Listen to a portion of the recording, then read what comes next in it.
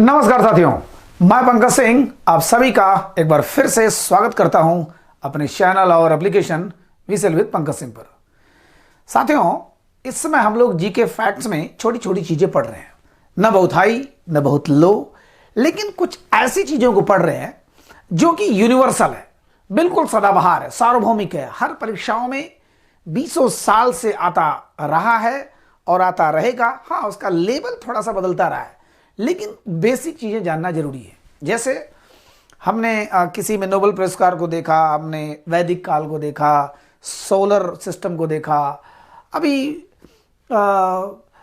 शास्त्रीय नृत्य को देखेंगी, हम करें अंतरिक्ष कार्यक्रम को देखेंगे। छोटी छोटी चीजें, बहुत बड़े लेवल के नहीं, बहुत हल्के लेवल में। ठीक है, तो आज हमारा कुछ मैंने ऐसे टॉपिक उसमें रख दिया है, छोटी छोटी चीजें जिसको अगर सीरियल से देखा जाए, सीरियल से पढ़ा जाए तो बहुत टाइम लग जाएगा। इसलिए मैंने कुछ ऐसी चीज़ों को रखा है जो इंपॉर्टेंट है। ठीक है, और उसी के बहाने थोड़ा सा जीके से और परिचित होंगे। ठीक, अब आप इसको हिस्ट्री कहिए, एंशिएंट हिस्ट्री कहिए, मेडिवल हिस्ट्री कहिए, मॉडर्न हिस्ट्री कहिए, जो भी कहिए, लेकिन हमको इनके विषय में थोड़ा बहुत जानना है। ठीक है, आप लोग देख लीजिए ये चीज़ें।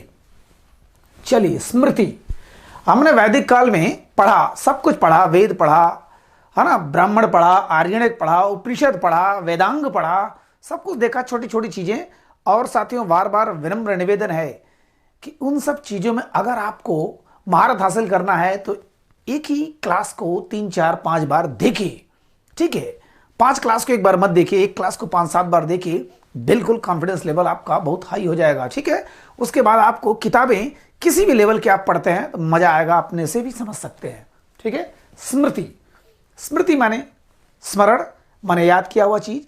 कुछ ऐसी चीजें जो स्मृति में रहती है, उन चीजों को हम लोग बोलते हैं स्मृति ग्रंथ। ठीक है, ये भी एक साहित्य का, देखिए ये ज्यादातर मैंने जो दिया है ये है क्या, हमारे भारतीय इतिहास को जानने का स्रोत है। ठीक है, प्राचीन भारतीय इतिहास कैसे जाने, हमारा प्राचीन इतिहास था कैसा, भारत का इतिहास था कैसा, उसको हम जाने कैसे, उसको थोड़े से मतलब कुछ हेडिंग के माध्यम से मैंने बताने का प्रयास किया है। ठीक है, सीरियल से तो बहुत लंबा हो जाएगा। ठीक, तो हम लोग देखते हैं स्मृति। तो स्मृति ग्रंथों से भी, स्मृति साहित्य से भी काफी कुछ इतिहास के बारे में जानकारी मिलती है। और इसमें सबसे प्राचीन है मनुस्मृति। ठीक है, मनुस्मृति। यद्यपि मेरे लिहाज से साथियों, मेरे लिहाज से यह स्मृति ग्रंथ आज के वर्तमान परिप्रेक्ष्य में बिल्कुल भी सटीक नहीं बैठता है। यह जात पात पर बड़ा कटाक्ष करता है। ठीक है, यहाँ से ब्राह्मण के मुख से मतलब ब्रह्मा जी के मुख से ब्राह्मण हुए, भुजा से क्षत्रिय हुए, पैरों से है ना जांग से वैश्य हुए, और पैरों से बिल्कुल नीचे से शूद्र हुए। ये सारी चीज़ें इसमें थोड़ा सा बड़ा अजीब ढंग का दिया हुआ है, और इसी के मतलब इसी बात पर बार बार बवाल होता रहता है कि अम्बेडकर जी ने मनुस्मृति क्यों जलाया था। ठीक है, चलिए वो सब चीजें तो हल्का सा आपको जानने के लिए मैंने बता दिया। ये लगभग 200 BC माने ईसा पूर्व से 200 AD तक, AD में लिखा गया था। सबसे प्राचीन स्मृति है, बस इतना आप जानिए। ठीक, वैसे पराशर स्मृति है, वात्स्यायन स्मृति है, कात्यायन स्मृति है, बृहस्पति स्मृति है, और याज्ञवल्क्य स्मृति है, कई स्मृतियां हैं। ठीक है, नारद स्मृति है, लेकिन सबसे प्राचीन स्मृति मनुस्मृति। ठीक, मनुस्मृति 200 BC माने जो 2000 जो चल रहा है, 2019 20 21 22 जो भी चल रहा है, इसके 200 साल पहले माने 2200 साल पहले ये लिखा गया था मनुस्मृति। ठीक है, माने स्मृति ग्रंथ, स्मृति याद के आधार पर, याददाश्त के आधार पर। ठीक, अब चलते हम लोग पाणिनि। साथियों, पाणिनि नाम सुना होगा, मैं इनकी कई बार चर्चा कर चुका हूं, लेकिन फिर भी कर रहा हूं। पाणिनि संस्कृत का महान व्याकरणाचार्य, ये कहा जाए कि संसार का सबसे बड़ा व्याकरणाचार्य है। चूंकि सबसे कठिन भाषा देखा जाए तो संस्कृत है, मातृभाषा, हमारी पूरी जननी भाषा, या कहिए देव भाषा, जो भी कहिए, सब कुछ यहीं से निकला हुआ है। ठीक है, तो संस्कृत है। मातृ, मदर, पितृ, फादर, ब्रदर, भातृ, माने उसके बारे में चर्चा हम लोग नहीं करेंगे। बस ये जानिए कि संस्कृति हमारी सबसे पुरानी भाषा है। तो वहां पर जो पाणिनि साहब थे, इतना कठिन ग्रंथ इन्होंने लिखा, क्या, अष्टाध्यायी, ठीक है, 8 अध्याय का अष्टाध्यायी ग्रंथ लिखा। मैंने आप लोगों को शायद बताया भी था कि विवेकानंद जी जैसे इंसान जो एक महामानव सरीखे थे, उनकी स्मृति सीमा इतनी बड़ी थी, इतनी ज़्यादा थी कि किसी भी चीज़ को, किसी भी किताब को एक बार में, 2 बार में याद कर लेते थे, ठीक है। उन्होंने अपना जलवा अमेरिका में भी दिखाया था, भारत में तो दिखाया ही था, पूरे संसार को दिखाया कि उनकी स्मृति क्षमता ब्रह्मचर्य, ध्यान, योगा से जो था कुछ दैवी शक्ति भी थी, कुछ आंतरिक शक्ति भी थी, कुछ जन्मजात शक्ति भी थी। लेकिन उनको भी इस ग्रंथ को पढ़ने में वाराणसी के यानी बनारस के ब्राह्मणों का सहायता लेना पड़ा था, ठीक है। इतना कठिन ग्रंथ है अष्टाध्यायी ग्रंथ। और ये किसके मित्र थे? महापद्मनंद के मित्र थे साथियों। जैसा कहानी मिलता है महापद्मनंद, ठीक है, ये महापद्मनंद नंदवंश के थे। हो सकता हो आप पहली बार सुन रहे हो तो घबरा जाए। ये जान के चलिए कि महापद्मनंद के 8 पुत्र थे। 8 पुत्र में सबसे एक जो शातिर निकला, चलाक निकला, वो था घनानंद। और घनानंद ने चाणक्य के इज्जत से खिलवाड़ किया था, उनकी चुटिया खींचा था, जो कहानी मिलती है, ठीक है। और चुटिया खींचा था, खोल दिया था, उनको बेइज्जत किया था ब्राह्मण होने के नाते, चूंकि वह बौद्ध धर्म में विश्वास करता था। और उन्होंने अपनी शिखा जो चुटिया खुली थी और कहा था कि जब तक इस नंदवंश का विनाश नहीं करता हूं तब तक मैं अपनी इस चोटी को नहीं बांधूंगा। फिर उन्होंने एक राजा को ढूंढा, चंद्रगुप्त मौर्य को ढूंढा, बाद में नंदवंश को खत्म करके मौर्य वंश आया। माने महापद्मनंद वैसे भी महापद्म है ना, बहुत पैसे का मालिक था ये। इसका कहा जाता है कि जमीन में सब पैसा गाड़ा रहता था, है ना, तालाब में पैसा मिला, मरने के बाद इतना पैसा। ये नंदवंश का राजा था ये। तो अष्टाध्यायी किसने लिखा? पाणिनि ने लिखा। और पाणिनि किसके मित्र थे? महापद्मनंद के। माने समय लगभग वही था लिखने का समय, ठीक है। अब आता है महाभारत। चलिए, महाभारत में पहले 8800 श्लोक थे, ठीक है, महाभारत। फिर उसके बाद 24,000 श्लोक हो गए। फिर उसके बाद 1,00,000 श्लोक हो गए, ठीक है। तो 8,800 श्लोक, ठीक है। तो इसको बोलते तुम लोग जय संहिता, ठीक, जय संहिता बोलते थे। बहुत ही साधारण चीज बता रहा हूं, इसमें अंदर में घुसूं तो एक एक पॉइंट पर 1-1 घंटा लग जाएगा साथियों। 24,000 में तब इसको कहा जाने लगा भारत, ठीक है। जब इसमें 24,000 श्लोक जुड़ा, माने लगभग 16,000 और जुड़ा, तो इसको कहा जाने लगा भारत। और जब 1,00,000 कहा जाने लगा तो कहा जाने लगा शत सहस्त्री संहिता, माने 100 सहस्त्र माने 1,00,000 शत सहस्त्री संहिता या महाभारत कहा जाने लगा, ठीक है, महाभारत कहा जाने लगा। इसमें जब 8,800 श्लोक थे तो इसको हम लोग जय संहिता बोलते थे। इसमें जब 24,000 श्लोक जुड़ गए, है ना, व्यास जी ने लिखा था, आपको भी पता होगा, द्वैपायन व्यास जी, कृष्ण द्वैपायन व्यास जी। द्वैपायन माने द्वीप पर पैदा होने वाले, पराशर ऋषि के पुत्र थे, वो सब कहानी बाद में। तो 8,800 श्लोक जब इसमें थे तो इसको जय संहिता कहा गया। 24,000 श्लोक जब जुड़ गए तो उसको भारत कहा गया। और जब 1,00,000 श्लोक हो गए तो शत सहस्त्री संहिता यानी महाभारत कहा जाने लगा, ठीक है। आप लोग पता नहीं धर्म में मानते हो नहीं मानते हो, कई लोग धर्मद्रोही भी होंगे, कई लोग बिल्कुल आध्यात्मिक भी होंगे, कई लोग नास्तिक भी होंगे। उन सभी से मैं, आपकी अपनी सीमा है सोचने का, आपका अपना चीज करने का। लेकिन ये कहता हूं, किसी चीज के मैं बार बार कहता हूं, अपने ऑफलाइन ऑनलाइन दोनों में, अगर बुराई भी करना है किसी चीज को तो जानिए पहले उसको बढ़िया से, तभी अच्छे ढंग से बुराई भी कर पाएंगे। तो इसलिए अगर आप पॉजिटिव हैं, आप सब कुछ सोचते हैं कि मैं इसको ग्रहण कर लूं। अगर जाकिर नाइक ने उपनिषद वेद पुराण नहीं पढ़ा होता तो हिंदुओं को हिंदुओं के मुंह पर ही कैसे जवाब देता। तो अगर आपको नहीं पसंद है तो बात ही छोड़िए। तो एक क्लास, सिर्फ एक क्लास महाभारत का, पुरानी जो बी.आर. चोपड़ा का सिर्फ एक वीडियो, केवल दिन में, रात में, कभी भी आप आते, केवल 40-45 मिनट का है। देखिए उसको 100 क्लास जाते जाते, 100 वीडियो जाते जाते आपका कॉन्सेप्ट, सोचने का तरीका, आपका भाव, अरे बाप रे बाप। यद्यपि वह मनोरंजन के उद्देश्य से परोसा गया है, सब कुछ है, लेकिन कॉन्सेप्ट जाने दीजिए। चीजें मैं कुछ और पढ़ा रहा हूं। महाभारत बस इतना जान लीजिए कि रामायण संस्कारों की जननी है, महाभारत राजनीति का अखाड़ा है। महाभारत के ऐसे ऐसे पात्र, ऐसी ऐसी चीजें, ऐसा ऐसा चीज, चाहे बी आर चोपड़ा ने अपने ढंग से उसको बनाया हो, लेकिन वेद व्यास को बहुत कुछ छुआ है उन्होंने। ठीक है, चलिए, तो ये महाभारत हो गया। अब इसके बाद रामायण आता है। रामायण को पता है किसने लिखा? वाल्मीकि ने लिखा। कहां लिखा था? छत्तीसगढ़ के अबूझमड़ जंगल में, जो नारायणपुर जिला में, हम लोग गए वहां पर, जिस जंगल में बगल में खूब नक्सली लोग रहते हैं, वहीं पर अबूझमड़ वाल्मीकि ने उस रचना किया था और ये सारा कांड हुआ था, सीता जी वाला, लवकुश वाला, क्या क्या हुआ था। ठीक है, इसमें भी पहले 6000 श्लोक थे, फिर 12000 श्लोक हो गए, फिर 24000 श्लोक हो गए। ठीक है, 24 लाख श्लोक अगर देखा जाए तो जो पुराना, जो वास्तविक रामायण है, जिसको वाल्मीकि ने लिखा है, रामचरितमानस तो 16वीं शताब्दी में तुलसीदास जी ने अपने स्टाइल में लिखा, उसको इतना भावपरक बना दिया, इतना आसान बना दिया, लोगों के दिलों में धार्मिक एक उन्माद पैदा कर दिया, पूरे विश्व में छा गया। लेकिन असली मूल कहानी वाल्मीकि ने लिखा है। ठीक है, पढ़ना हो अगर तो वाल्मीकि का पढ़िए, न कि और चीजें एक्स्ट्रा। ठीक है, टीका टिप्पणी तो अपना होता रहता है। फिलहाल 6000, 12000, 24000। ठीक है, तो और इसका रचना काल वही है। इसको कहा जाता है कि 500 बीसी लगभग, मतलब 5000 या 500 बीसी, और इसको 400 बीसी। ठीक है, 400 महाभारत को 400 बीसी, इसको 500 बीसी। ठीक, माने उत्तर वैदिक काल में। ठीक, माने आज के 2500 साल पहले, 2500 साल पहले, कहीं कहीं आता है 5000 और 4000 साल पहले, माने 4000 वो प्लस 2000, ये 6000 साल पहले। फिलहाल आप ये जाने कि बस इतना। ठीक है, महाभारत किसने लिखा? वेद व्यास ने। वेद व्यास ने लिखा।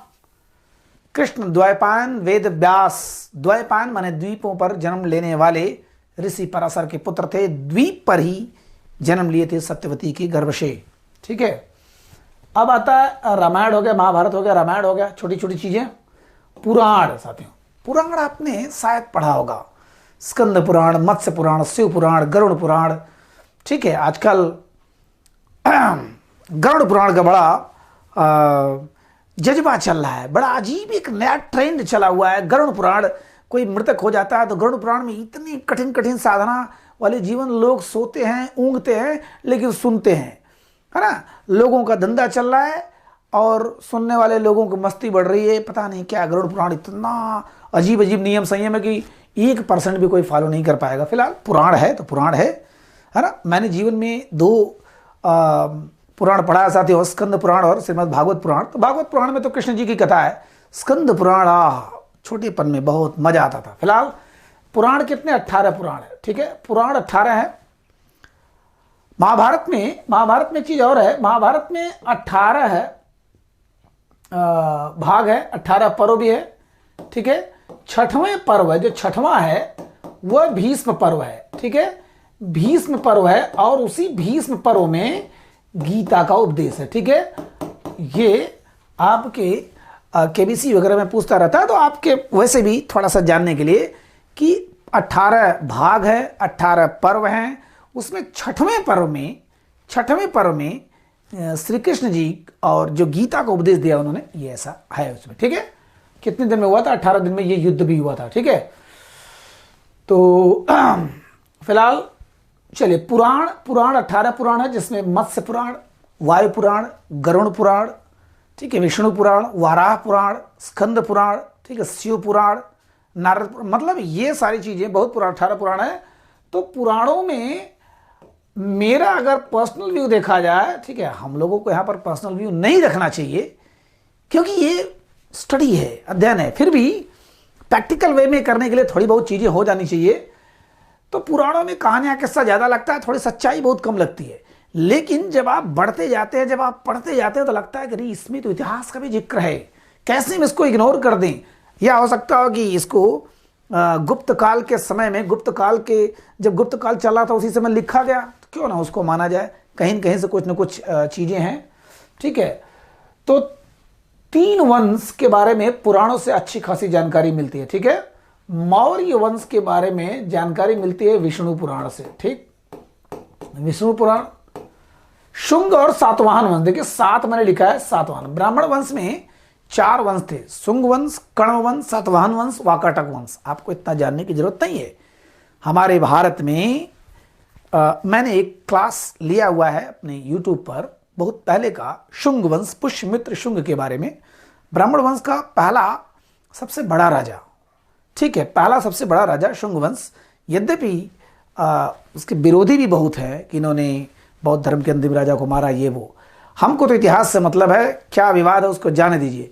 तो शुंग वंश, ध्यान दीजिएगा, पुष्यमित्र शुंग और सातवाहन वंश, इन दोनों के बारे में जानकारी मिलती है मत्स्य पुराण। तो आपको क्या पढ़ना है? मत्स्य पुराण सबसे पुराना पुराण है, सबसे प्राचीन यही है ना। आपको पेपर में आ जाए सबसे पुराना पुराण, सबसे प्राचीन। और किसके बारे में जानकारी मिलती है? शुंग वंश के बारे में और सातवाहन वंश के बारे में।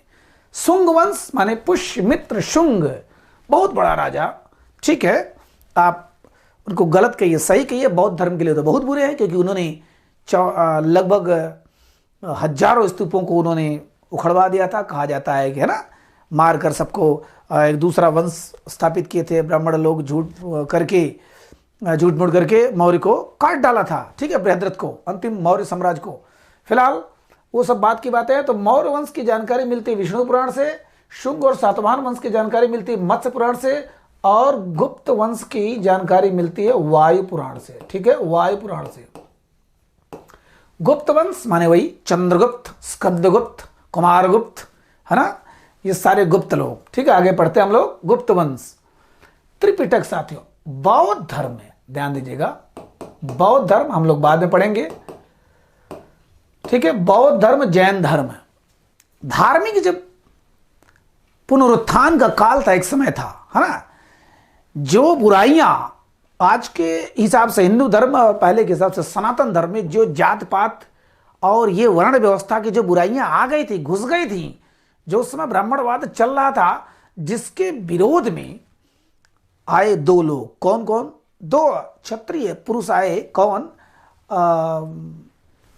गौतम बुद्ध बौद्ध धर्म लेकर के, और महावीर स्वामी जैन धर्म लेके। माने वहां पर वो क्षत्रिय ब्राह्मण वैश्य शूद्र सब कुछ मिटा दिए वहां पर, है ना।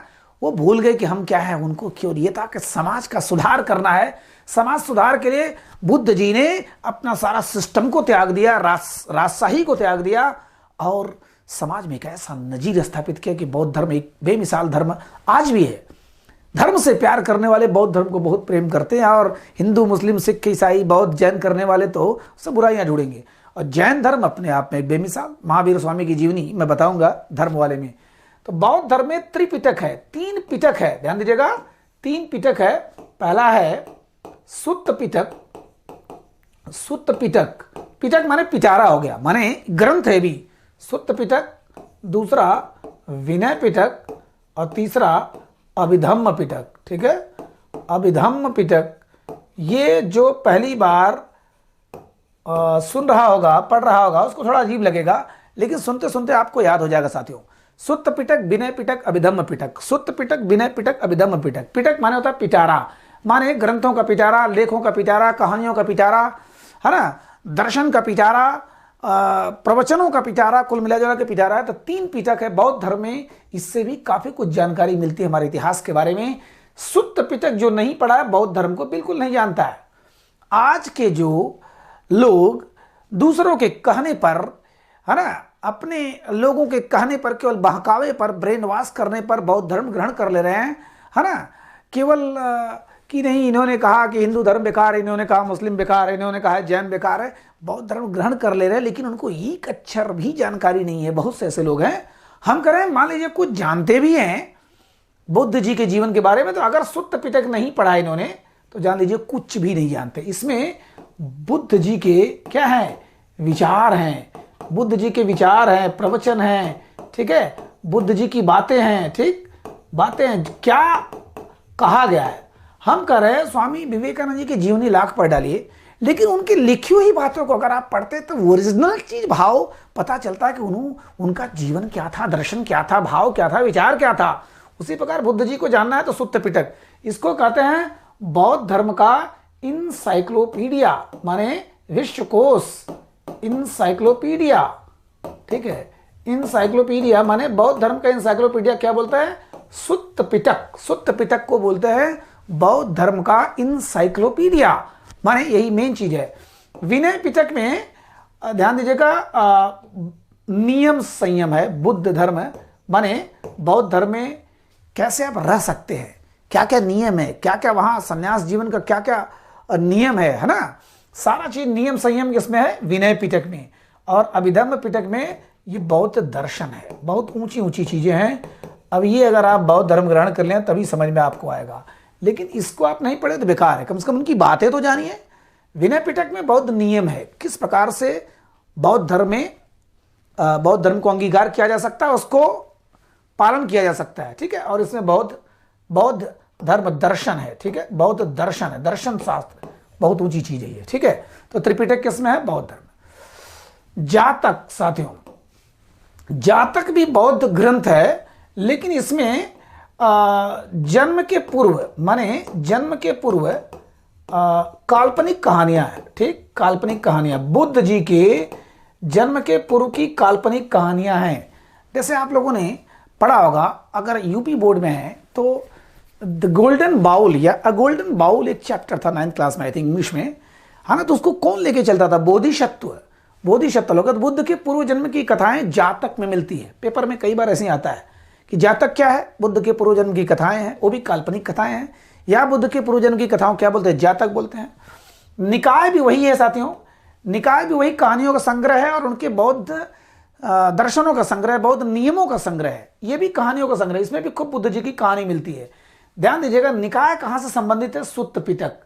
ये सुत्त पिटक में 5 निकाय है, ठीक है, 5 निकाय, 5 निकाय है। आपको शायद नाम न याद हो, लेकिन बार बार आप सुनेंगे तो याद हो जाएगा। पहला दीर्घ निकाय, ठीक है, दीर्घ, अब जान लीजिए बड़ा। दूसरा मध्यम माने मध्यम कर लीजिए, थोड़ा छोटा कर लीजिए, मध्यम निकाय। तीसरा संयुक्त, दोनों को मिला दीजिए। पहला हो गया दीर्घ, दूसरा हो गया मध्यम माने मध्यम। दीर्घ निकाय, मध्यम निकाय, संयुक्त निकाय। चौथा हो गया खुद्दक निकाय, और 5वां हो गया अंगुत्तर निकाय, ठीक है, अंगुत्तर निकाय, ठीक। तो आप इसको 4-5 बार आप श्रवण भी करिए और मनन भी करिए और वादन भी करिए, है ना, वाचन करिए इसको। जैसे दीर्घ निकाय, दीर्घ माने बड़ा, मध्यम निकाय, फिर संयुक्त निकाय, खुद्दक निकाय, अंगुत्तर निकाय। कैसे करेंगे आप?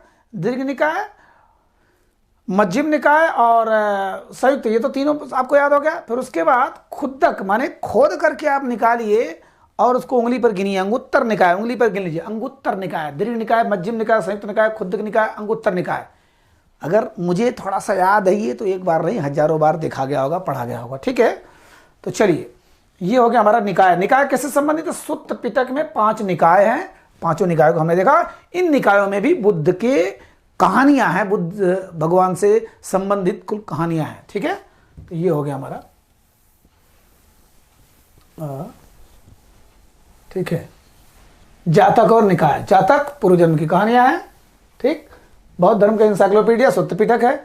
दीपवंश और महावंश के बारे में क्यों इतना जाने कि यह भी बहुत मशहूर बौद्ध धर्म का ग्रंथ है, जिससे काफी कुछ मिलता है। बुद्ध जी के बारे में अगर मिल रहा है तो बुद्ध जी तो इतिहास में है, और इतिहास जब इससे जानकारी मिल रही थी, इसका मतलब ये स्रोत है, इतिहास जानने का स्रोत है। दीप और वंश और महावंश ये जनरली बौद्ध धर्म से संबंधित है, दोनों ये भी बौद्ध धर्म से है, ठीक है। अब वो श्रीलंका से हैं, क्या से हैं, आपको ज्यादा जानने की जरूरत नहीं है, बस जान लीजिए जातक, निकाय, दीपवंश, महावंश। दूसरी बात, मिलिंद पढ़ो एक किताब है, ठीक है, ऐसे इन्वर्टेड कामा करें। मिलिंद पढ़ो एक बौद्ध भिक्षु थे, नागसेन, ठीक है, नागसेन। उन्होंने लिखा है एक यवन सम्राट था। यवन माने यूनान। अब यहां पर मैं यवन कहूंगा, यवन का कई अर्थ होता है, लेकिन मैं आपको बता दूं केवल यवन सम्राट यहां में मेनांडर। तो यवन सम्राट मेनांडर आता है किससे मिलने? नागसेन से, ठीक है। नागसेन बुद्ध जी मतलब बौद्ध भिक्षु थे, बौद्ध धर्म ग्रहण शिक्षा लिए हुए बौद्ध भिक्षु थे। उनसे और इनसे सवाल जवाब होता है, ये प्रश्न करते उत्तर देते, ये प्रश्न करते ये उत्तर देते हैं। और इसी प्रश्न उत्तर का जो किताब जो लिखा गया है मिलिंद पढ़ो, नागसेन ने लिखा है, इन्होंने लिखा है, खुद लिखा है, बौद्ध भिक्षु ने लिखा है। अब उसके माध्यम से इतनी चीज़ें जानकारी मिलती है। मिलिंद पढ़ो के बारे में, ये मेनांडर माने मिलिंद इसी का नाम था, तो मिलिंद पढ़ो माने मेनांडर के बारे में जानकारी मिलती है, माने यूनान और सब शासकों के बारे में जानकारी मिलती है। ठीक है, तो ये मिलिंद पढ़ो किसने लिखा? नागसेन ने। किसका वर्णन है इसमें? इतिहास का वर्णन है, और नागसेन और मेनांडर के बीच में जो वाद संवाद हुआ है। अंगुत्तर निकाय, और मैंने अभी बोला, और भगवती सूत्र है, ध्यान देना। अंगुत्तर निकाय मैंने 5 निकाय था, फिर से दीर्घ निकाय, मध्यम निकाय, संयुक्त निकाय, अंगुत्तर निकाय, खुद्दक निकाय। अंगुत्तर निकाय और भगवती सूत्र, ये देखिए, ये तो बौद्ध ग्रंथ है, अभी मैंने बताया। सुत्त पिटक के 5 निकाय, और ये जैन ग्रंथ है। ठीक है, जैन ग्रंथ है भगवती सूत्र। अब कहोगे सर इसका मतलब क्या हुआ? तो ये दोनों में लिखा गया किसके बारे में? 16 महाजनपद। ठीक है, 16 महाजनपदों के बारे में थोड़ा सा अलग अलग नाम जरूर है। मैं इसका क्लास ले चुका हूं, 16 महाजनपद का क्लास ले चुका हूं। अगर आप नहीं पाए हैं तो आपको मिल जाएगा। ठीक है, 16 महाजनपद माने हमारे प्राचीन भारत में जो आज का प्रदेश है वो महाजनपद के नाम से था। 16 महाजनपदों के बारे में डिटेल में मैंने बताया है। ठीक है, मैप के माध्यम से। तो बौद्ध ग्रंथ अंगुत्तर निकाय और जैन ग्रंथ भगवती सूत्र, जैन धर्म जो था भगवान महावीर वाला, इन दोनों से मिलता है किसके बारे में? 16। देखिए, जहां जहां से खूब सवाल बनाया है वहीं वहीं से मैं मतलब मैटर दे रहा हूं आपको। आगम, ठीक है, ये जैन साहित्य जितना है, जैसे मान लीजिए गीता में तो कहीं ऐसा स्पष्ट उल्लेख ही नहीं है कि हिंदू है, कि मुस्लिम के लिए है, कि सिख के लिए, कि बौद्ध के लिए, किसी के लिए नहीं, क्योंकि वो सार्वभौमिक है। गीता जैसा ग्रंथ संसार में यूनिक है। जितने बड़े बड़े विद्वान हैं, चाहे वो जिस भी जात से हो, बिरादरी से हो, संप्रदाय से हो, धर्म से हो, गीता को सभी अध्ययन करते हैं जो विद्वान हैं। और वैसे हिंदू मुस्लिम करने वाले तो छोड़ दीजिए। तो गीता में लेकिन कहीं ऐसा नहीं लिखा है कि ये हिंदू धर्म के लिए, किसके लिए है। तो जैसे मान के चले गीता हो गया, पुराण हो गया, वेद हो गया, उसको हम लोग क्या बोलेंगे? एक कॉमन भाषा में, सामान्य भाषा में कहेंगे हिंदू साहित्य बोलेंगे। उसी प्रकार जैन साहित्य को, मतलब जैन ग्रंथ जितना भी लिखा गया है, भगवान महावीर की मानने वाले अनुयायी, जैन साहित्य मतलब जैन धर्म को मानने वाले अनुयायी, जितना भी लिखा गया है साहित्य, किताबें, उसको कहते हैं आगम। माने जैन साहित्य को आगम कहते हैं। बहुत बार पेपर में आता है। परशिष्ट पर्वन, साथियों ये भी एक लेखक थे, हेमचंद्र, इन्होंने लिखा है परशिष्ट पर्वन या परशिष्ट पर्व। इससे भी काफ़ी कुछ जानकारी इतिहास की मिलती है। ठीक है, हेमचंद्र का परशिष्ट पर्व। तो ये छोटी छोटी चीज़ें हैं, फटाफट आप लोग दिमाग में रखते चलिए। ठीक है, पुराण कितने? 18 पुराण। स्मृति में सबसे प्राचीन स्मृति कौन सी? मनुस्मृति, 200 BC से लेकर के 200 ईस्वी तक लिखा गया। ठीक है, महाभारत में हमने 3 नाम बताया, जय संहिता, भारत और महाभारत या सत साहित्य संहिता। रामायण हमने देखा ही कि किसने लिखा। रामायण में 7 कांड हैं। ठीक है, रामायण में 7 कांड हैं। 7 का नाम आपको शायद याद होगा, नहीं याद होगा तो एक बार देख लेते हैं। बालकांड, ठीक है, बालकांड, अयोध्या कांड, किष्किंधा कांड, लंका कांड, सुंदरकांड, उत्तरकांड। अब 6 कांड हो गया। अब उसमें एक कांड कौन सा और है? देखिए, अगर स्टार्टिंग से लेते हैं तो आपको खुद ही समझ में आ जाएगा कहाँ कहाँ से क्या हो रहा है। लेकिन उसी में अगर मतलब आगे पीछे करते हैं तो भूल जाएंगे। चलिए, मैं 6 का नाम ले रहा हूँ। ठीक है, मैं तो भाई एक आस्तिक इंसान हूँ, पढ़ता रहता हूँ और सारे कांड को निचोड़ने का प्रयास करता हूँ, ना कि केवल सुंदर कांड को जैसे लोग पीछे पड़े रहते हैं। ठीक है, किष्किंधा कांड, अयोध्या कांड, सुंदरकांड, उत्तरकांड, अरण्य कांड, बालकांड, अयोध्या कांड। अरण्य माने जंगल। ठीक है, जंगल में जो जो घटनाएं होती हैं। फिलहाल 7 कांड है इसमें। ठीक है, इसमें 18 भाग थे। त्रिपिटक 3 पिटक थे, सुत्त पिटक, विनय पिटक, अभिधम पिटक। सुत्त पिटक, विनय पिटक, अभिधम पिटक। सुत्त पिटक को बौद्ध धर्म के इंसाइक्लोपीडिया कहते हैं। सुत्त पिटक में 5 निकाय, दीर्घ निकाय, मध्यम निकाय, संयुक्त निकाय, अंगुत्तर निकाय, खुद्दक निकाय, 5 निकाय। ठीक है, जातक माने बौद्ध धर्म के, बुद्ध जी के काल्पनिक कहानियां। प्राचीन निकाय में भी कहानियां खूब हैं। दीपवंश, महावंश बहुत मशहूर बौद्ध ग्रंथ हैं। मिलिंद पढ़ो नागसेन ने लिखा। ठीक है, अंगुत्तर निकाय और भगवती सूत्र। भगवती सूत्र जैन ग्रंथ है, अंगुत्तर निकाय बौद्ध ग्रंथ है। दोनों में 16 महाजनपदों का पहली बार जिक्र हुआ है। ठीक है, भगवती सूत्र ये हो गया। आगम, जैन साहित्य को, जितने जैन ग्रंथ लिखे गए हैं, जैन किताबें लिखी गई हैं, सबको हम आगम बोलते हैं। परिशिष्ट पर्व हेमचंद्र ने लिखा है, ठीक है, हेमचंद्र परिशिष्ट पर्व, बहुत बार ऐसे पेपर में पूछ चुका है और आज भी नॉर्मल पेपर में सब में पूछता रहता है, ठीक है। अब यूपीएससी में सब चीज़ें नहीं पूछती हैं, ठीक, हाँ मिलान के लिए कभी कभी आ जाती है। हाँ, यूपी पीसीएस की बात हो गई तो अभी भी ये सब चीज़ें पूछते रहते हैं, ठीक। चलिए अब चलते हैं अर्थशास्त्र। अर्थशास्त्र को हमको पता है किसने लिखा, कौटिल्य ने लिखा। कौटिल्य ने लिखा या चाणक्य ने लिखा या विष्णुगुप्त ने लिखा, ठीक है, विष्णुगुप्त ने लिखा या द्विजर्षभ ने लिखा, है ना, पुराणों में उनको द्विजर्षभ कहा गया है। तो कौटिल्य उनका ही नाम था, चाणक्य उनका ही नाम था, विष्णुगुप्त उनका ही नाम था। अर्थशास्त्र में क्या किस चीज पर लिखा गया साथियों, अर्थ के बारे में नहीं है, किसके बारे में, राजनीति के बारे में है। मैंने अभी बताया था नंद वंश का अंतिम राजा घनानंद, घनानंद इतना चिढ़ता था चाणक्य से, खास करके हिंदू धर्म से, खास करके ब्राह्मण धर्म से, खास करके ब्राह्मण वंश से, और इसी में कहा कही हुई बहुत सी बड़ी लंबी कहानी है। और शास्त्रार्थ में चाणक्य ने कुछ लगने वाली, चुभने वाली बातें बोली और घनानंद को बर्दाश्त नहीं हुआ। उन्होंने चुटिया पकड़ के, उनकी शिखा पकड़ के घसीटते हुए बाहर निकालने का आदेश दिया और वहीं पर चाणक्य कसम खाते और एक राजा खोजते हैं चंद्रगुप्त मौर्य, उनको ट्रेनिंग कहाँ दिलवाते हैं, तक्षशिला विश्वविद्यालय, दुनिया का सबसे बड़ा विश्वविद्यालय जो इस समय पाकिस्तान में है। तक्षशिला विश्वविद्यालय दुनिया का सबसे प्राचीन विश्वविद्यालय और सबसे बड़ा नालंदा जो बिहार में है। तक्षशिला तो लगभग खंडहर हो चुका है, बट नालंदा में तो बहुत कुछ चीज़ें आज भी हैं वर्तमान में, ठीक है। तो वहाँ पर ट्रेनिंग दे करके चंद्रगुप्त मौर्य को फिर दुनिया भर की लड़ाई होती है, ठीक। उसी दौर में पोरस भी था जो लड़ा था सिकंदर से। सारी कहानियाँ एक जगह हैं, बताऊंगा मैं, ठीक है। तो अर्थशास्त्र कितने भागों में है, चलिए 15 अधिकरण है, इसमें राजनीति के बारे में है, ठीक है। राजनीति की किताब है, ये आके एक बार फंसा चुका है।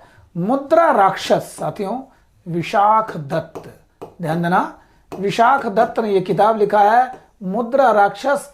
इससे भी मौर्य वंश की जानकारी मिलती है, ठीक, मौर्य वंश की जानकारी मिलती है। और कहानी किसकी, इन्हीं की है, मुद्रा राक्षस, ठीक है।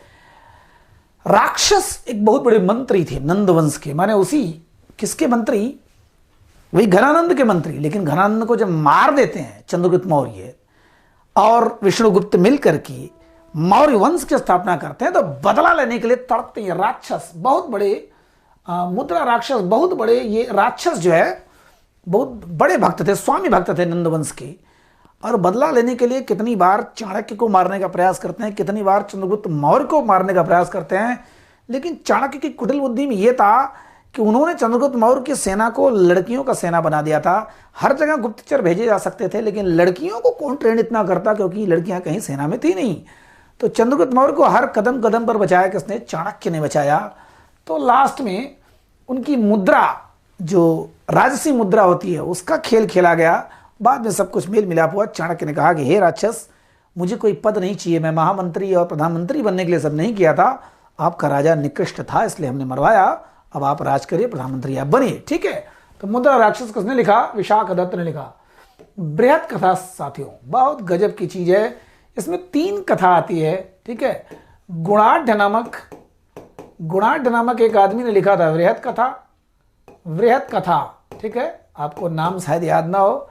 फिर सोमदेव ने लिखा कथा सरित सागर, ठीक है, कथा सरित सागर। और क्षेमेंद्र ने लिखा, वेरी वेरी इंपॉर्टेंट, ये खूब पेपर में आता रहता है, क्षेमेंद्र ने लिखा वृहत कथा मंजरी, ठीक है। तीनों की कहानी एक ही है साथियों, तीनों की कहानी एक ही है, बस थोड़ा सा अलग अलग समय है। यहाँ पर इतना लंबा बताऊंगा नहीं, इतिहास में बताया हूँ। एक क्लास में, 1 घंटे के क्लास में तो सिर्फ 3 के बारे में ही बातें होती रह गई, ठीक है। इसमें बस कहानी यही है कि एक बार पार्वती जी ने कहा भोलेनाथ से कि आप कुछ ऐसी कहानी सुनाइए जो इस संसार में कोई न सुना हो, किसी ने सुनाया भी ना हो। शंकर जी उस दिन मस्त थे, उन्होंने कहा चलो भाई सुनाता हूँ। सुनाया और सुनाने के बाद बड़े मस्त हो गए कि चलिए हमने कुछ यूनिक चीज़ें सुनाई। पार्वती जी बड़ी खुश थी, वो गई अपनी एक सहेली थी, 2 सहेलियाँ थी, जया और विजया, उन्होंने एक कहानी सुनाना शुरू किया कि आज मैं तुम लोगों को ऐसी कहानी सुनाऊंगी जो कभी किसी ने नहीं सुना होगा। जो ही सुनाना शुरू किया वो लोग बोले अरे ये तो हमको मालूम है, ये तो कहानी हमको मालूम है। फिर उन्होंने बताना शुरू किया। आप पार्वती जी क्रोध से पागल गई भोलेनाथ के पास और बोलते हैं कि आपकी हिम्मत कैसे हुई ये पुरानी बासी कहानी उनको सुनाने की। तब उनके त्रिनेत्र खुले, क्रोध में कहें कौन हमारी कहानी को सुना था। और इधर उधर पता चला उन्हीं दोनों के पति सुने थे, उनको श्राप दिया। मतलब ये कहानियाँ जो है मिलती है। उसके बाद फिर कैसे कैसे वो नंद वंश में आते हैं। ठीक है, अब चलिए छोड़ दीजिए, गुणाढ्य की भी लंबी कहानी है। क्षेमेंद्र वृहत कथा मंजरी, इतनी मोटी किताब है वृहत कथा मंजरी।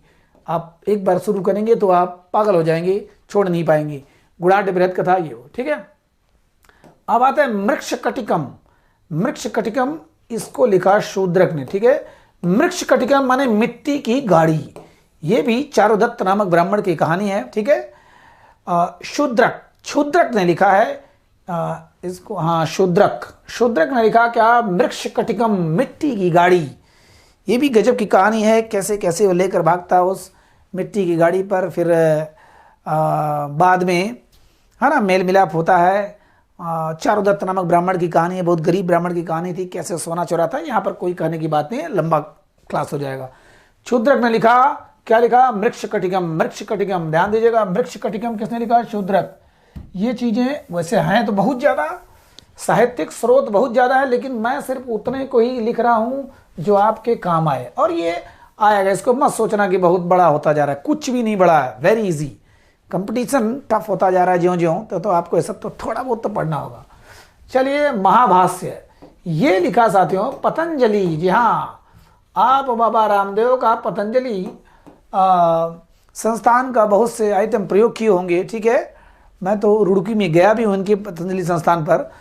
तो पतंजलि कौन थे, बहुत बड़े गुरु थे, ऋषि थे, आचार्य थे, बहुत बड़े योगाचार्य थे, योगी थे पतंजलि। और किसके गुरु थे, ये पुष्यमित्र शुंग।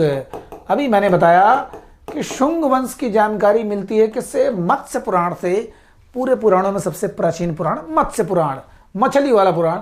तो पुष्यमित्र शुंग माने पुराण आप पढ़ते हो तो इतिहास की भी जानकारी मिली। तो पुष्यमित्र शुंग जिन्होंने अंतिम मौर्य राजा, ध्यान दीजिएगा, नंदवंश को समाप्त किया मौर्य ने, चाणक्य ने मिलकर के। और मौर्य के अंतिम राजा जो थे, मौर्य में 3 ही तो मेन राजा हुए साथियों, मौर्य में 3 ही मेन राजा हुए। ध्यान दीजिएगा, 3 ही मेन राजा हुए। पहले हुए बिंदुसार। ठीक है, बिंदुसार। उसके बाद इनका महान बेटा हुआ कौन, सॉरी, पहले हुए चंद्रगुप्त मौर्य। ठीक है, चंद्रगुप्त मौर्य और बिंदुसार, और उसके बाद हुए अशोक, सम्राट अशोक ही थी। ये 3 ही तो थे, चंद्रगुप्त मौर्य, उनके पुत्र बिंदुसार, उनके पुत्र अशोक, इस सब के बाद फिर लल्लू पल्लू सब आए। लास्ट में कौन थे, बृहद्रथ इनके सेनापति थे, मतलब बृहद्रथ राजा थे, इनके सेनापति ये थे। और ये देखे कि ये बहुत कमजोर हो चुका है, शासन सत्ता संभल नहीं रही है, देश बिल्कुल गुलाम होने जा रहा है विदेशियों के हाथ में। तो इन्होंने क्या काम किया, एक दिन सेनापति थे ही, इस सेना को मिला लिया और दिखाने के बहाने सेना मार दिया। तब से लोग बौद्ध धर्म के लोग, चूंकि ये लोग बौद्ध धर्म के पुजारी थे, अशोक को तो आप जानते ही हैं, बौद्ध धर्म के महान पुजारी, इन्होंने पूरे विश्व में फैलाया। अपने पुत्र महेंद्र और पुत्री संघमित्रा को पीपल का वृक्ष देकर के, बौद्ध वृक्ष का लगवाया, कहाँ, श्रीलंका में बहुत फैलाया इन्होंने। सम्राट अशोक बौद्ध धर्म के बहुत बड़े, इन्होंने बौद्ध धर्म से दीक्षित होकर ही, बौद्ध धर्म में निष्ठा होने के बाद ही, माने जब महान कलिंग युद्ध हो रहा था, लाखों लोगों को मरवा दिया इन्होंने, उसके बाद बौद्ध धर्म की वजह से इन्होंने शस्त्र त्याग किया, पूरा जीवन भर के लिए सब कुछ त्याग दिया, या आज के बाद तलवार नहीं उठाऊंगा। और इन्होंने ऐसा सामाजिक सुधार काम किया। ठीक है, बौद्ध धर्म की वजह से। इसलिए बहुत चिढ़ते हैं बौद्ध धर्म वाले, किससे, पुष्यमित्र शुंग से। इनके पुरोहित कौन थे, पतंजलि। यहाँ तक कि आजकल एक नया ट्रेंड चला है, जो राम की कथा कही जाती है, राम यही थे और इसे विश्वामित्र थे, मतलब फर्जी बातें हैं सारी चीजें। ठीक है, चलिए यहाँ पर हम लोग ये सब चीजें बात नहीं करेंगे। आपको थोड़ी सी मैं कथा जानबूझ के बढ़ा देता हूं, जिससे आपको याद हो जाए, रट्टा मार टाइप ना लगे। ठीक है, रट्टा मार ना लगे। चलिए, मालविकाग्निमित्रम। ठीक है, मालविका और अग्निमित्र साथियों। अब आगे, इसी जो पुष्यमित्र शुंग थे, उनके पौत्र थे अग्निमित्र, पुत्र थे, पौत्र तो वसुमित्र थे, पुत्र अग्निमित्र की कहानी है ये। मालविका नामक रानी, अब देखिए भारत ये पुष्यमित्र शुंग, ठीक है, नंदवंश, यहाँ पूरा बिहार ये पूरा, और ये मालविका महाराष्ट्र की एक लड़की थी, और यहीं से अग्निमित्र आता है, यहीं पर प्रेम होता है, और इसी प्रेम कहानी है मालविका अग्निमित्र। किसने लिखा? कालिदास ने। कालिदास ने लिखा। कालिदास इस संसार का सबसे बड़ा संस्कृत का रचयिता। व्याकरणाचार्य तो पाणिनि थे, लेकिन सबसे बड़ा साहित्यकार कालिदास। इन्होंने क्या लिखा था? मालविकाग्निमित्रम। मालविकाग्निमित्र में किस वंश की जानकारी मिलती है? शुंग वंश की। क्यों? क्योंकि जो पुष्यमित्र शुंग थे उन्हीं के पुत्र थे। अग्निमित्र की कहानी है तो शुंग वंश के बारे में जानकारी मिलेगी। जब बेटवा को पढ़ोगे तो बाप को जानोगे ही, दादा को जानोगे ही, और उनके आने वाली पीढ़ी को भी जानोगे। ठीक है, तो कालिदास ने क्या क्या लिखा? वृक्षकटिकम, ठीक है, और मेघदूतम, ठीक, मेघदूतम, और रघुवंशम, ठीक है, शब्द नाम सुने होंगे, आपको याद दिला दे रहा हूं खाली। कुमार संभवम, ठीक है, लेकिन सबसे ज्यादा इनका मशहूर कौन था? अभिज्ञान शाकुंतलम। अभिज्ञान शाकुंतलम माने शकुंतला और दुष्यंत की कहानी। आपने सुना होगा साथियों, शकुंतला और दुष्यंत की कहानी, जिनके पुत्र भरत के नाम पर इस देश का नाम भारत पड़ा। ठीक है, मैंने कई बार चर्चा किया है, बार बार बीच बीच में मैं रिमाइंडर भी देता हूं कि विश्वामित्र कठोर तपस्या कर रहे थे। उनकी तपस्या को भंग करने के लिए इंद्र ने एक अप्सरा भेजा, मेनका ने तपस्या भंग किया और उनसे शादी किया। शादी के बाद एक बच्ची पैदा हुई, जंगल में पड़ी थी, एक पक्षी लेकर उड़ गया, बड़ी सी पक्षी, और छोड़ दिया जंगल में। जंगल में पाया कण्व ऋषि ने उसको पाला, खूबसूरत कन्या हुई वो शकुंतला। एक बार हस्तिनापुर के राजा दुष्यंत टहलते टहलते जाते हैं, प्रेम होता है, नैन मटक्कल होता है, शादी होता है, गंधर्व विवाह होता है। वहीं पर कुछ दिन रहते भी हैं और जब चले जाते हैं कि चलो ठीक है मैं तुमको रानी बना के लेके जाऊंगा, लेकिन उसी धुन में बैठी रहती है, सोच में पागल रहती हैं। तब तक तो दुर्वासा ऋषि जाते हैं और 2-3 बार पुकारते हो, नहीं सुनती हैं। उनको श्राप देते हैं कि चलो जिसकी याद में तुम हो, डूबी हो, मुझको भी भूल गई, वो तुमको भूल जाएगा। फिर वो भूल जाते हैं कैसे कैसे। फिर वो अंगूठी जो दे के गए रहते हैं, वो नहाती हैं, गिर जाता है पानी में मछुआरा पाता है, मछुआरा लेके जाता है वो अंगूठी, जब चीरता है मछली को तो अंगूठी लेके जाता है राजा के पास, राजा पहचान जाते हैं, फिर लेके जाते हैं शकुंतला को। तब तक एक पुत्र पैदा हो चुका था, उसका नाम था भारत, और वो शेर के साथ खेलता था, बच्चों के साथ। हम लोग बचपन में अपनी कहानियों में पढ़ते थे, शावक के साथ खेलता हुआ भारत। ठीक है, तो फिलहाल अभिज्ञान शाकुंतलम की कहानी लाजवाब है। मेघदूतम, रघुवंशम, कुमार संभवम, अभिज्ञान शाकुंतलम, किरात अर्जुनीयम, भारवी का है वो। फिलहाल अभी किरात और अर्जुन की कहानी बाद में देखेंगे। ठीक है, क्या हो रहा है भाई? चलिए अब आते हैं कल्हड़। कल्हड़ ने एक किताब लिखा साथियों, राज तरंगिणी। ठीक है, वेरी वेरी इंपॉर्टेंट। कल्हड़ ने एक किताब लिखा, राज तरंगिणी। इस किताब से केवल आपको क्या सवाल बनता है? कश्मीर वंश। कश्मीर वंश में कई वंश आए थे, कारकोट वंश, उत्पल वंश, लोहर वंश, हर्ष के दरबारी थे। हर्षवर्धन एक अलग था, वर्धन वंश का। हर्षवर्धन जो राजा थे, महान सम्राट, मैं कहूंगा कि पूरे प्राचीन इतिहास में मेरे सबसे प्रिय राजा अगर कोई थे तो हर्षवर्धन, लेकिन ये हर्ष दूसरे थे। उन्हीं के हर्ष के दरबार में कल्हड़ थे, और कल्हड़ ने क्या लिखा? राज तरंगिणी कश्मीर का इतिहास बताता है। ठीक है, बार बार पेपर में आ चुका है। कश्मीर का इतिहास जानने का सबसे बड़ा स्रोत है कल्हड़ की राज तरंगिणी किताब। ठीक है, अश्वघोष, ध्यान दीजिएगा, बहुत बड़े बौद्ध धर्म के साहित्यकार थे। इन्होंने एक महान किताब लिखी है, बुद्ध चरित। ठीक है, बुद्ध चरित, और सौंदरानंद, और एक सारिपुत्र प्रकरण। सारिपुत्र, ठीक है, बहुत बुद्ध जी के शिष्य थे। सार प्रकरण माने कांड, माने कोई घटना। तो इनकी ये कहानी इतनी मशहूर है, इसको आप खोजेंगे तो बहुत बुद्ध जी के बारे में जानने का एक बेहतरीन स्रोत है। कौन सा? बुद्ध चरितम। किसका है? अश्वघोष का। अश्वघोष माने बौद्ध धर्म के बहुत बड़े ऋषि थे, सन्यासी थे और साहित्यकार थे। चंद्रानंद भी लिखा इन्होंने, सारिपुत्र प्रकरण भी लिखा। ठीक है, तो किसने लिखा? अश्वघोष ने।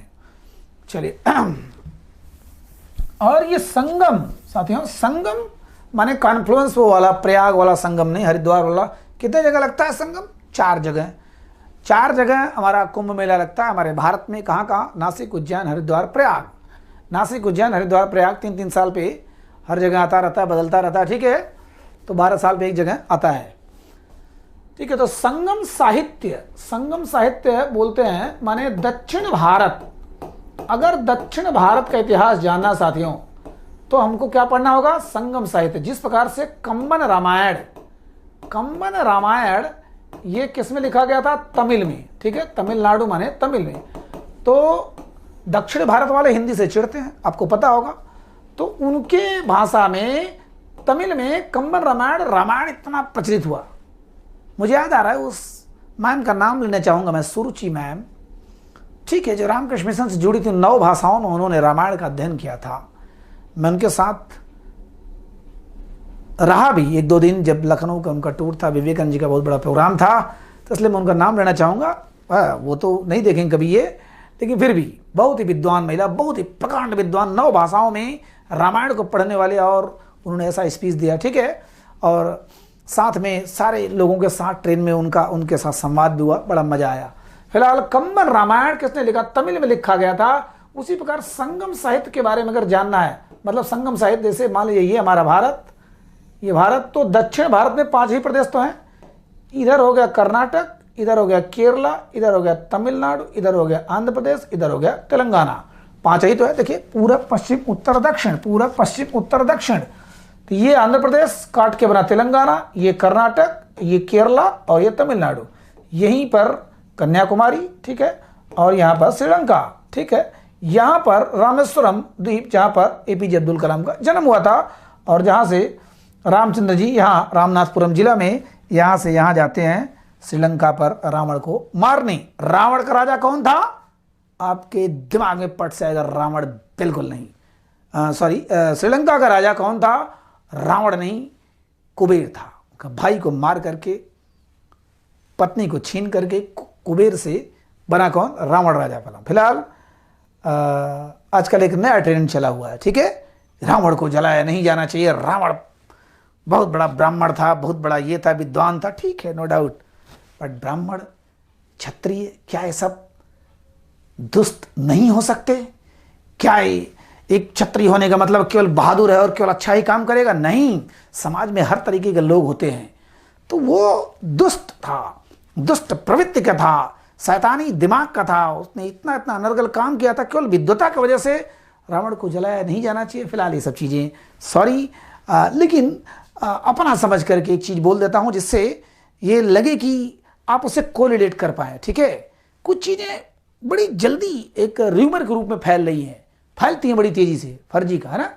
दिल्ली में कुछ लोगों द्वारा महिषासुर दिवस मनाया जाता है, ठीक है, महिषासुर को। चलिए, फिलहाल हमारे भारत में सब चीज़ें हो रही हैं। तो ये दक्षिण भारत के अगर जानना, देखिए कर्नाटक में कौन सा साम्राज्य था? विजयनगर, हम्पी साम्राज्य, जो विजयनगर साम्राज्य था। केरला में कौन था? चेर वंश था। चेर, चोल, पांड्य, विजयनगर, बहमनी साम्राज्य, ये सारा जो खास करके इधर दक्षिण भारत में जो एरिया था, अगर इसको जानना है तो क्या पढ़ना पड़ेगा हमको? संगम साहित्य पढ़ना पड़ेगा, ठीक है। संगम साहित्य से किसकी जानकारी मिलती है? दक्षिण भारत के राजवंशों की इतिहास मिलता है, ठीक है, संगम साहित्य। तो ये आपको याद रहेगा, संगम साहित्य। उसी प्रकार कंबर रामायण तमिल में लिखा गया था, तमिलनाडु। वही इंडिका साथियों, मैंने एक बार जिक्र किया, फिर से बता दे रहा हूं। इंडिका एक मेगास्थनीज नामक यूनानी जो लेखक आया था, यूनानी लेखक किसके दरबार में आया था? चंद्रगुप्त मौर्य के दरबार में आया था। अभी जो मैंने बोला था, चंद्रगुप्त मौर्य जो चाणक्य के सारथी, ठीक है, या ये कहिए चंद्रगुप्त मौर्य के सारथी चाणक्य थे। चंद्रगुप्त मौर्य के दरबार में मेगास्थनीज आया और मौर्य वंश का उसने ऐसा जिक्र किया, है ना। उसने तो चलिए अब जाने दीजिए, है ना। पाटलिपुत्र क्या था? पाटलिपुत्र माने पटना आज का। तो चंद्रगुप्त मौर्य के बारे में, अब चूंकि नंदवंश यानी मगध, मगध माने बिहार, बिहार के बारे में सब कुछ। पाटलिपुत्र किसने बसाया था? सम्राट अशोक ने। फिलहाल इंडिका आया कौन? मेगास्थनीज ने क्या लिखा? इंडिका में मौर्य वंश के बारे में जानकारी मिलती है, ठीक है, मेगास्थनीज। फायान चीन का था, नाम से स्पष्ट है। चिंग झुआन, वोंग वहां, जी जुआन, फायान, लाफवान, फू वहां। ये जो वहाँ वहाँ कुल जो है फाहियान सब चीनी लोग। ये किसके काल में आया था? ये आया था चंद्रगुप्त द्वितीय विक्रमादित्य। जो असली चंद्रगुप्त को हम लोग जानते हैं, जिस चंद्रगुप्त को जानते हैं, जिनके दरबार में नवरत्न थे, जिनके दरबार में कालिदास थे, वारामिहिर थे, जी हाँ, धन्वंतरी थे, अमर सिंह थे, जिनके विक्रमादित्य, जो असली कहानी मिलती है चंद्रगुप्त द्वितीय विक्रमादित्य। विक्रमादित्य हमारे देश में कई हुए, 14 विक्रमादित्य हुए। 14वां विक्रमादित्य की उपाधि हेमू की थी। फिलहाल चंद्रगुप्त द्वितीय विक्रमादित्य के दरबार में आया था फाहियान, और इसने गुप्त वंश के बारे में लिखा। गुप्त वंश को हल्का सा जानना हम लोग पढ़ेंगे कुछ जम के। गुप्त वंश में एक राजा हुए श्रीगुप्त और घटोत्कच। घटोत्कच माने भीम का पुत्र। घटोत्कच के बाद हुए चंद्रगुप्त प्रथम। चंद्रगुप्त प्रथम का पुत्र हुआ समुद्रगुप्त, 100 युद्धों का विजेता, भारत का नेपोलियन। और समुद्रगुप्त के बेटे हुए ये चंद्रगुप्त द्वितीय। ठीक है, ये चंद्रगुप्त प्रथम थे, चंद्रगुप्त द्वितीय माने श्रीगुप्त या घटोत्कच इनके संस्थापक थे। उनका बेटा चंद्रगुप्त प्रथम हुआ, लेकिन बहुत महान राजा समुद्रगुप्त, 100 युद्धों का विजेता, कोई हारा युद्ध नहीं, लेकिन उनके बेटवा ने तो कमाल कर दिया। चंद्रगुप्त ये मौर्य नहीं थे, चंद्रगुप्त विक्रमादित्य थे, दूसरे थे ये। चंद्रगुप्त मौर्य अलग, चंद्रगुप्त विक्रमादित्य अलग। इन्होंने अपने भाई रामगुप्त को मार करके, आपने जयशंकर प्रसाद के एक नाटक पढ़े होंगे दुरस्वामिनी। दुरस्वामिनी में ये बताया गया कि इन्होंने अपने भाई रामगुप्त को मार करके दुरस्वामिनी से विवाह कर लिया, फिलहाल राज किया, बहुत बड़े राजा बने। ठीक है, यद्यपि ये कहानी मिथ्या लगती है, लेकिन प्राचीन इतिहास में कई चीजें मानना पड़ता है। वैनसांग, जी हाँ, मेरे सबसे प्रिय राजा हर्षवर्धन के काल में आए थे। वर्धन वंश, ध्यान दीजिएगा, वर्धन वंश में आए थे ये। और वर्धन वंश कहाँ था? सॉरी, ठीक है, वर्धन वंश हरियाणा में। ये देखिए, ये हमारा भारत, ये हमारा गुजरात, ये हमारा राजस्थान, ये हमारा पंजाब, ये हमारा कश्मीर। ठीक है, हरियाणा यहाँ पर, तो हरियाणा में थानेश्वर वंश, हरियाणा में। और ये हमारा उत्तर प्रदेश। ध्यान दीजिएगा, छोटी छोटी कहानियाँ इसलिए बता दे रहा हूँ कि ये चीज़ हम आगे जब पढ़ेंगे तो आपको स्ट्राइक कर जाएगा। 2 से 3 से 4 बार देखेगा, आपको बिल्कुल याद हो जाएगा, क्योंकि काफ़ी चीज़ कवर कर रहा है। हरियाणा में हर्षवर्धन काल, हर्षवर्धन के साथ बहुत अन्याय हुआ था, इसको हम लोग उसमें चैप्टर पढ़ेंगे। और कन्नौज, यूपी का एक जिला कन्नौज। ठीक है, इन्होंने जब सब कुछ अपने, इनके भाई को मार दिया गया, इनके बाप को मार दिया गया, इनके बहनोई को मार दिया गया, माने कुल मिला जुला कर बड़ा अत्याचार हुआ था, और बहन को जलील किया गया। तो जीत लिए सब कुछ, सबको मार दिए, खत्म कर दिए। तो यहाँ से राज करते थे अपने, और यहाँ कन्नौज में यूपी से अपनी बहन राजश्री को करवाते थे। लेकिन बहन ने एक दिन कहा कि भैया मुझे डर लगता, अकेले राज नहीं कर पाऊंगी, आप भी सहयोग करिए। तो ये थानेश्वर से अपनी राजधानी लेकर कहाँ है? कन्नौज। कई बार पेपर में आया है कि हर्षवर्धन ने अपनी राजधानी कहाँ से कहाँ परिवर्तित किया, तो हरियाणा में थानेश्वर था, थानेश्वर वंश हरियाणा में। और वहाँ से ये कन्नौज की धार्मिक महासभा। ध्यान दीजिएगा, हर्षवर्धन के बारे में 2 चीज़ें बहुत मशहूर है। एक तो प्रयाग का महामोक्ष परिषद, प्रयाग में 5 साल पर वो बहुत बड़ा वो मेले के आयोजन करते थे, उसमें सब कुछ दान कर देते थे, सब कुछ दान कर देते थे। उसके बाद कन्नौज में एक धार्मिक महासभा जिसमें वैनसांग आया था, जिसमें वैनसांग को मारने का प्रयास बहुत से लोगों ने किया। कुछ हिंदू धर्म के लोगों ने किया कि ये बौद्ध धर्म की तरफ कहाँ से बढ़ रहे हैं हर्षवर्धन, मारने का प्रयास किया। गुस्से में हर्षवर्धन ने 400-600 लोगों को मरवा भी दिया, लेकिन बाद में बड़ा तड़पा कि मैं तो धर्म सापेक्ष नहीं था, मैं तो धर्मनिरपेक्ष था, मैंने ऐसी गलती क्यों किया। मिला जुला के हर्षवर्धन का क्या बताऊं, जब कहानी बताऊंगा। इनके ऊपर एक सेपरेट वीडियो बना हुआ है, कभी अगर आपके पास समय हो तो देखिएगा। हर्षवर्धन का मेरा सबसे ज़्यादा लाइक किया जाने वाला वीडियो हर्षवर्धन का, बहुत ही बेहतरीन। मेरे बहुत प्रिय राजा हर्षवर्धन ने अपनी राजधानी थानेश्वर से कहाँ किया? कन्नौज कर दिया, अपनी बहन के साथ चलते थे। ठीक है, तो इनके दरबार में कौन आता? वैनसांग ने। मतलब किसके बारे में जानकारी देगा? वो वर्धन वंश के। दूसरी बात कि नालंदा विश्वविद्यालय में ये 6 साल रहा था। नालंदा विश्वविद्यालय माने दुनिया का सबसे बड़ा विश्वविद्यालय, कहाँ है वो? बिहार में है। वहाँ पर 6 साल रहा था। अगर ये नहीं गया होता, इसने अगर लिखा नहीं होता, सब कुछ उतार के पांडुलिपि सब 6 साल तक दिन रात उतारता था, जो वहाँ पांडुलिपियाँ, जो स्क्रिप्चर्स जो वहाँ पर थे, नहीं लिखा होता तो बख्तियार खिलजी ने जब उसमें आग लगाया था, 6 महीने तक जलता रह गया नालंदा विश्वविद्यालय। जब आग लगाया था सब कुछ खाक हो गया होता, बौद्ध धर्म नष्ट हो गया होता, उसके बारे में कोई जानकारी मिली नहीं होती। लेकिन वेनसांग के बहुत बड़े हम लोग जान लीजिए उपकार मानना चाहिए हमको इसका कि इसने लगभग सब चीज़ों का प्रतिलिपि बना लिया था, फोटोकॉपी कर लिया था हाथ से लिख लिख कर।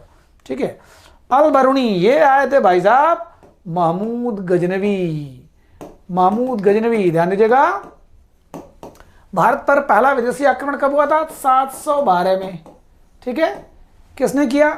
माने विदेशी आक्रमण नहीं, मुस्लिम आक्रमण। मुस्लिम जो देश थे तो मोहम्मद बिन कासिम ने किया। उसके बाद 1000 से 1025 तक बहुत ही भयानक, बहुत ही दुष्ट, बहुत ही आक्रांता, बहुत ही क्रूर, बहुत ही उल्लू किस्म का आदमी कौन? महमूद गजनवी ने हमारे ऊपर 17 बार आक्रमण किया और भारत को इतना लूटा, इतना लूटा, इतना लूटा, इतना लूटा, क्या बताएं।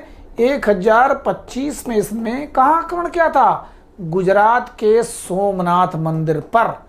और इतना सोना लूटा था, उस मंदिर में इतना सोना था, कई 100 टन सोना लेकर गया अपने गजनी में। किलोमीटर, कई किलोमीटर तक उस सोने का प्रदर्शनी लगाया था और जाते जाते फेंकता गया कसाईयों को, लोहे का बाट मत लगाओ, पत्थर का बाट मत करो, सोने का बाट लगाओ। इतना सोना हमारे देश का केवल एक जगह से इतना सोना पाया था वो। सोचिए, कांगड़ा से, हिमाचल प्रदेश से तो चांदी का घर ही उठा ले गया था उस समय। आज के हजारों साल पहले चांदी का फोल्डिंग घर था, बड़ा सा फोल्डिंग घर था, ऐसे ऐसे फोल्ड करके खूब बड़ा सा, उसको उठा ले गया गजनी में। उसी घर में चांदी का घर था, खोल के रहता था, उसी में रहता था, हमारा लूट के लेके चला गया। फिलहाल तो महमूद गजनवी के काल में एक मुस्लिम जो लेखक था वो आया था, अल बरूनी। अल बरूनी पहले तो ये गुलाम था, उसके बाद लेखक बना, मतलब लेखक के हिसाब से उसको साथ में रख लिया महमूद गजनवी ने कि चलो युद्ध भी करो और लिखते भी रहो, युद्ध भी करो लिखते भी रहो। बाद में बड़ी, मतलब उनको महाज्योतिषी के पद पर बैठा दिया महमूद गजनवी ने इसको। बाद में बड़ी कटी कटा हो गई। ठीक है, बहुत ज़्यादा, लास्ट में पत्नी भी इनकार कर दी, यहाँ तक कि बहुत बार बुलाए नहीं गए वो। जब ये आए तब तक तो मर चुका था वो, अल बरूनी मर चुका था। लेकिन इसने किताब लिखा था, किताबुल हिंद, किताबुल हिंद, या है ना। अल बरूनी ने एक किताब लिखा किताबुल हिंद। इसमें हिंद माने किताब और हिंद माने हिंदुस्तान।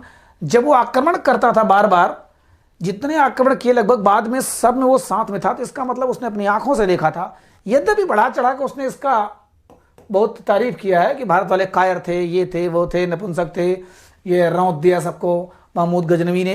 तो अपने राजा की तारीफ तो कर रहा था, ठीक है, लेकिन पैसे के मामले में बड़ा उजड़ था, देता नहीं था। ये बेचारा कंगाल होकर मर गया, यहाँ तक कि मजार पर जाने के लिए, माने सुपुर्दे खाक होने के लिए भी पैसे नहीं थे उसके पास। ठीक है, भिजवाया महमूद गजनवी ने, लेकिन पत्नी ने दुत्कार दिया, नहीं चाहिए मुझे तुम्हारा। ठीक है, तो महमूद गजनवी का कौन था? अल बरूनी। अल बरूनी ने क्या किताब लिखा, किताबुल हिंद। ठीक है, और उसमें काफ़ी कुछ जानकारी मिलती है। लास्ट में शाहनामा एक लेखक थे फिरदौसी, फिरदौसी नामक आदमी ने लिखा, ये पहले बहुत पेपर में आता था। फिरदौसी ने लिखा शाहनामा। शाहनामा किताब से भी बहुत कुछ जानकारी मिलती है। एक चचनामा था, चचनामा। ठीक है, अरबी, मतलब अरबियन लोगों ने एक चचनामा किताब लिखा, उसमें भी बहुत सी जानकारी मिलती है। इसके बारे में बाद में बताऊंगा। शाहनामा फिरदौसी ने लिखा। ठीक है, फटाफट रिवीजन करते हैं। अर्थशास्त्र किसने लिखा? कौटिल्य ने लिखा। विष्णुगुप्त चाणक्य ने लिखा। मुद्रा राक्षस विशाखदत्त ने लिखा। मौर्य वंश के बारे में जानकारी मिलती है। वृहत कथा, वृहत कथा मंजरी और कथा सरित सागर, इन तीनों की कहानी एक ही है। भोलेनाथ कहानी सुनाना, पार्वती, नकली, नया, पुराना, ये वो। मृक्षकटिकम, मिट्टी की गाड़ी, ये भी बहुत बढ़िया चारुदत्त की कहानी है। महाभाष्य पतंजलि ने लिखा है, पतंजलि ने महाभाष्य लिखा है। ठीक है, खास करके वो अर्थशास्त्र पर टीका ही है, वो जान लीजिए, अर्थशास्त्र पर ही टीका है, टिप्पणी है, माने उस पर बिल्कुल विस्तृत वर्णन है।